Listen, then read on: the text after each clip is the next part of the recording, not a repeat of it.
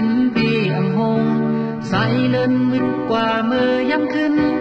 âm tổ cô sang có trái tim dần an luôn là dù đi âm nhàn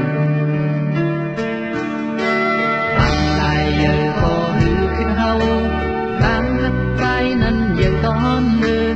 nói dung lúc giờ đi muốn con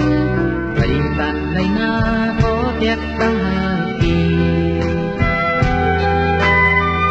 tăng hát dài giờ đưa cô chơi dâu hát ta có vẫn hẹn hấu lệ du quắm tôi có bên hẹn giờ ta học khẩu lòng tôi hấu lệ du anh hát cần bàn sự bàn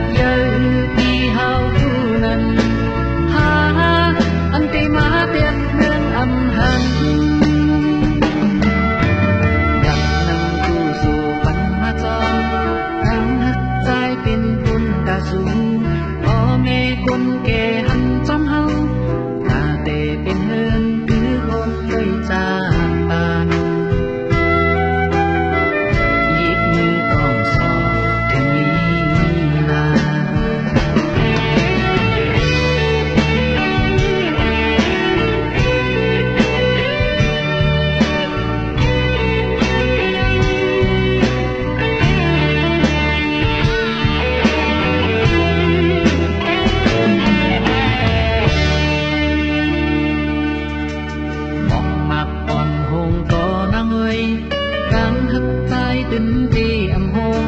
say lên mít qua mơ nhắm khinh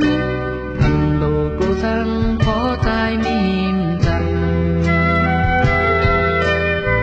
anh luôn là dù